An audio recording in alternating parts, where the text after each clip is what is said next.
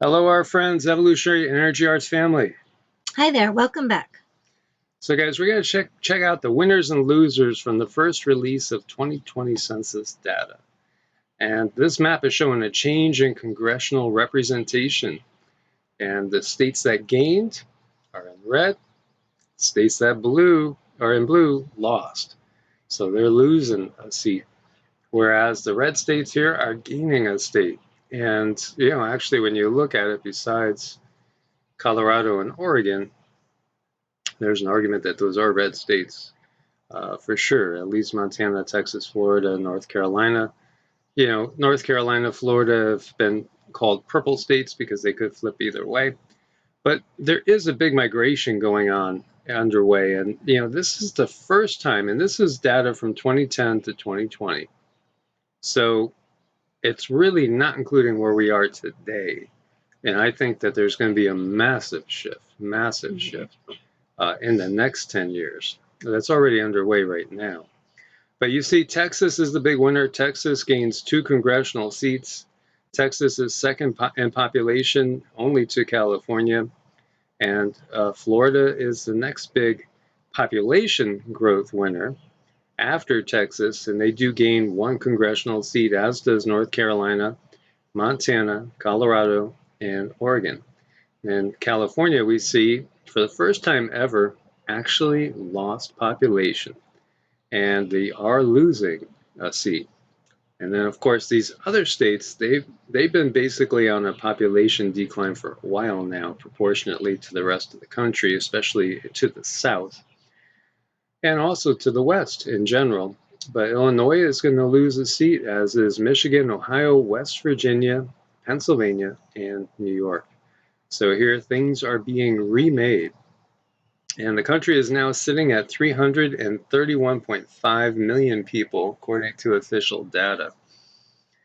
And we're going to do an updated video just going over DEAGEL.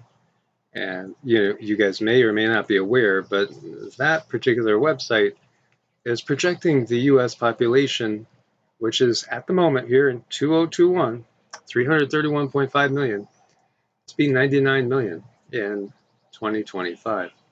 That's a huge, huge difference. And we will go over that in Evolutionary, as we have talked about in the past, but we always see so many questions about it. So things are changing. And actually, as far as the exodus goes, the #1 destination for people leaving California has been Texas, which is making Texas a little bit more bluish in certain areas. Austin in particular. And as we know, several of the largest cities in the country are in Texas. Texas is a nation unto itself in so many ways, with a very diverse economy. And it is not just for the warmer weather that people are heading to Texas, but also for economic opportunity and prosperity. As we know, California is very, very expensive, and the taxation, as well as a lot of other things that are going on in California, has made other states look a lot better, especially over in Texas and in Florida, where you could get a lot more for your money. Texas and Florida both don't have state income taxes, which is a huge plus as well. And of course, they do have warmer weather. And then we could factor in what's going to be one of the main drivers, which was a driving factor for us to basically leave an area that we felt might be the best area for earth changes, to go to an area where it's going to be maybe a little bit freer geopolitically, and felt it was a little bit more important of an issue. As well as another thing to consider is the warmer weather with the growing season. And I was just glancing at David Devine's latest video, in which he is talking about the fact that he feels that there will be rationing on protein sources by the end of this calendar year. So, you'll be probably given a card, and if you've gotten your allotment of eggs for the week or perhaps for the month, that's it. Sorry, you've already bought them. We know you were over at Kroger, or you were over at Walmart, or you're over here, and you've gotten your, whatever it is, a dozen eggs. That's it. Gotta wait till the next month. Yeah, they are going to use the technology to cinch things a little tighter. Nothing's ever free, guys. And so there are a lot of people that are really looking forward to universal basic income, but then that means we're all on the payroll when you think about it. And so you're handing your freedom away. We should all be striving for self-sufficiency and also banding together. So, maybe you have a couple apple trees and your neighbor has some raspberry bushes. Get together and, do a swap. Maybe another neighbor has a couple dozen chickens and gets more eggs than they can use.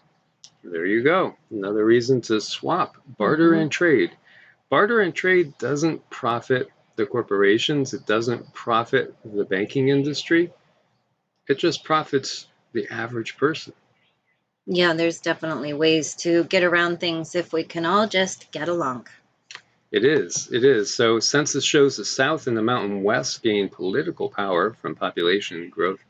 So, for the first time, we're seeing the Mountain West growing faster than we're seeing the West.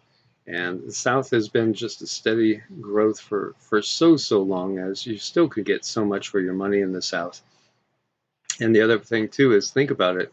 At some point in time, Canada is going to come offline and won't really be producing hardly anything as we get into this period with more and more volcanoes going off and global cooling from the volcanic activity, the particulates in the air.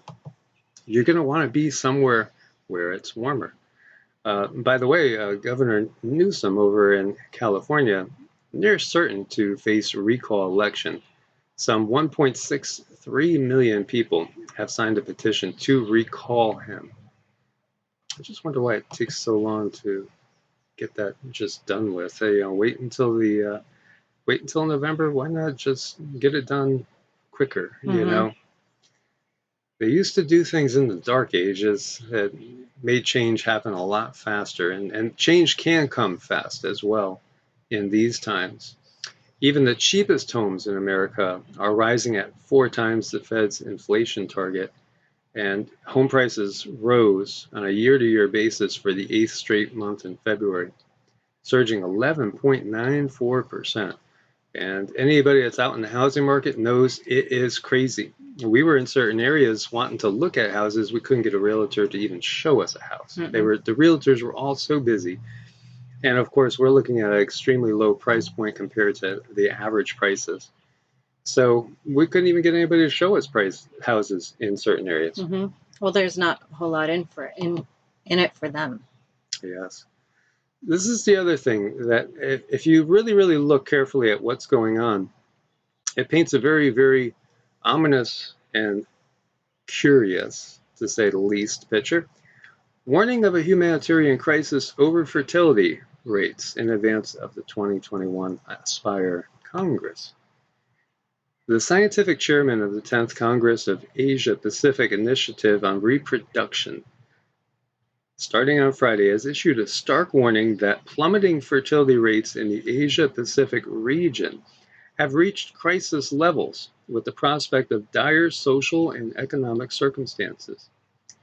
So this professor, Zhang Qi Rui, an eminent specialist in reproductive medicine based at Taipei Fertility Center in Taiwan, said that the crisis in the region, home to 60% of the world's population, had become a humanitarian issue. And in fact, it's not just this region. We have talked in particular about the Western world, with sperm counts dropping by 50%. And if you're looking at the US and Europe, it's like 60% drop in sperm counts in 40 years. Is this just some strange glitch? What's really going on here? For one, it's causing a lot of business in a certain industry, global in vitro fertilization market, to reach 51.5 billion by 2030. Yes, infertility is a serious issue health-wise around the globe. And of course, whenever there's any sort of tragedy or any sort of catastrophe or something that is horrendous like this to the majority, it always seems like there's like a small group that make an awful lot of profit on it. Every time. And in fact, within just a few generations, human sperm count may decline to levels below those considered adequate for fertility. In general, that's the alarming claim made by epidemiologist Shanna Swan's new book, Countdown, which assembles a raft of evidence to show that the sperm count of Western men has plunged by over 50% in less than 40 years. So the data, if it's extrapolated forward to its logical conclusion, men could have little or no reproductive capacity from 2060 onwards. That's just absolutely mind-blowing. Can you say Neanderthal, Denisovan, Cro-Magnon, Australopithecus, Ramapithecus, Homo habilis? It goes on and on and on. And so, is this the fate of Homo sapiens sapiens? It could be. It's really sad. Yes. And what's really causing it? Mm-hmm. So, guys, thanks so much for being part of the family. Thanks for your support on Ko-Fi and Patreon. Anybody that needs to reach us for an appointment, it's evolutionaryenergyarts@gmail.com or EEARTS@protonmail.com. As always, stay prepared, get self-sufficient as much as possible, reach out and work with each other. God bless and namaste. Namaste.